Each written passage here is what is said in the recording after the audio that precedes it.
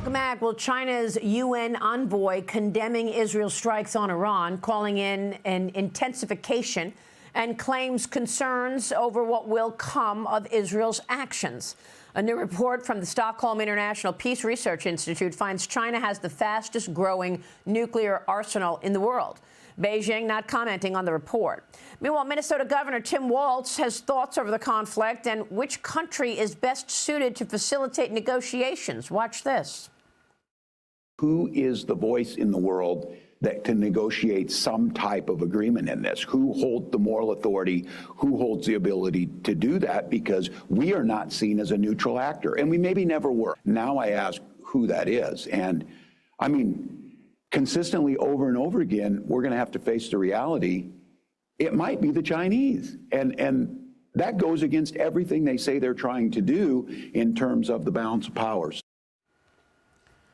China has the moral authority to fix this conflict, according to Tim Walz. Joining me now is Gatestone Institute Senior Fellow Gordon Chang. Gordon, good to see you. Your reaction to this? Well, you know, if you don't want to be called a communist, and Tim Walz says he's not one, then he shouldn't sound like a communist, because only a communist or a communist sympathizer would say that China has the moral authority.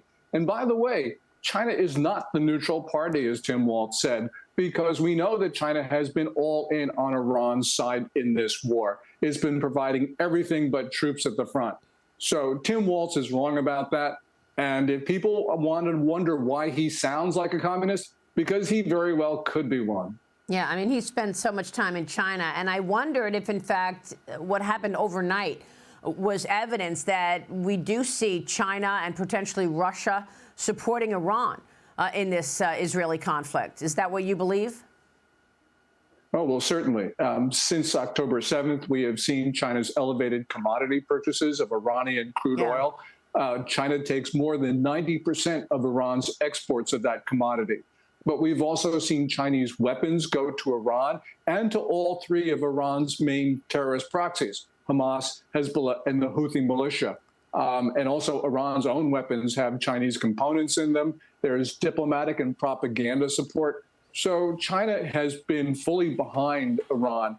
And so when Tim Walz says that they might be seen as a neutral party, I mean, that's just wrong. I mean, he's entitled to his opinions, of course, but as Donald Rumsfeld told everyone, he's not entitled to his own facts. Yeah, well, I mean, obviously it's propaganda, and you just wonder if, in fact, he actually believes that, or if he's being told that by his Chinese overlords, or, I mean, what about how this relates to economic issue?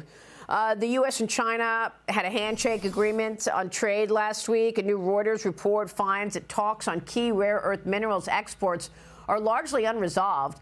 Beijing has yet to commit to grant export clearance for some specialized minerals.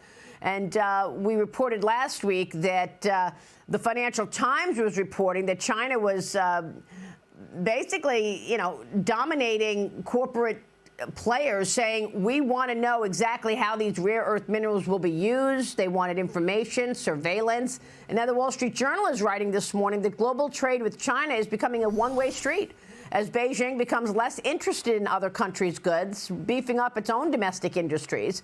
China churning out less steel in May compared to the previous year as the industry responds to Beijing's demand to curb steel output, Gordon. How do you see the trade situation unfolding?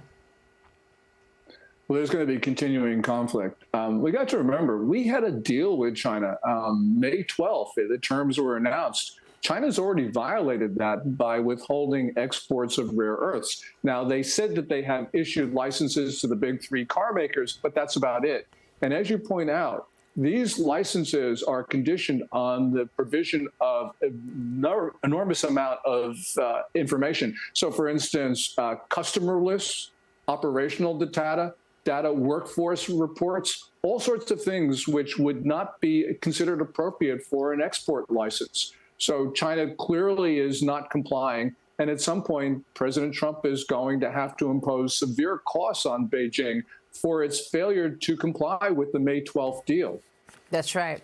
And, Liz Peek, jump in here, because I've been asking the question, how is it possible that the U.S. can focus on economic issues and do a handshake of a trade deal with communist China in the middle of this, Chinese nationals charged with conspiracy and smuggling in a dangerous biological pathogen to America, the consistent intellectual property theft, and then the USS Nimitz leaving the South China Sea this morning, heading west toward the Middle East. China's military holding joint air and sea patrols in the South China Sea, raising even more security concerns in the region, according to the Philippines. Liz. Gordon, good morning. We have to make China have some pain in this trade negotiation. It's pretty clear that they're not going to abide by any kind of agreement. And so my question to you, we've talked a lot over the last couple of months about China's economic frailty, but where is it? I mean, there's a big piece in the Financial Times today about their auto industry, growth without profit, how they're eating each other alive. Is that happening in other sectors of the economy? I mean, can we actually expect this trade standstill eventually to actually undermine some of these industries in China? Yes, well, when you look at the car industry that you point out, BYD, which is the dominant EV maker, has problems paying its bills, and we are seeing about 100 other EV makers with severe problems. China in May suffered a 32nd month of the drop in the producer price index and the 4th straight month in the drop in the consumer price index, which means that China is now gripped by deflation. And deflation, as we all know, is an economy killer. And these reports, this price data is inconsistent with China's reports of robust GDP growth, 5.4% in Q1. These numbers are just not consistent. And they show us that the Chinese economy is fragile. And I believe it is now contracting. And it's going to get worse, especially if President Trump does what he has to do, which is to raise the tariffs on China to impose those costs for China failing to adhere to its May 12 promises. Well, I mean, he might as well do it now while the economy there is weak, but it doesn't appear that the Communist Party is backing down. I mean, just the fact that the Financial Times last week reported that, China is demanding sensitive information for rare earth exports right days after they were supposed to agree with the United States to actually send those rare earths. You mentioned that a moment ago, Gordon, but what about this activity in the South China Sea?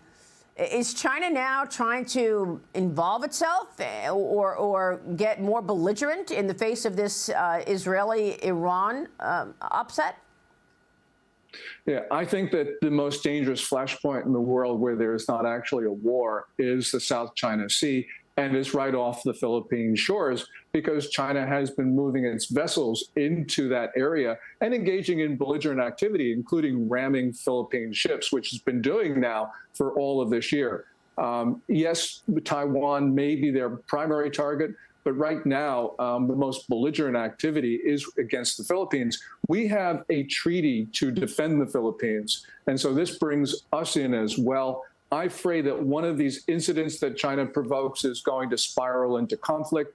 And because Xi Jinping has configured the Chinese political system so that only the most hostile answers are considered acceptable, they can't back down, which means they can't deal reasonably with the international community, which means that if a war starts, another war starts, it's probably going to be in the South China Sea off Philippine shores. I think that's one of the reasons that President Trump is trying to, bulk up the manufacturing sector in America, bring supply chains to America, because he recognizes this chessboard here, Gordon.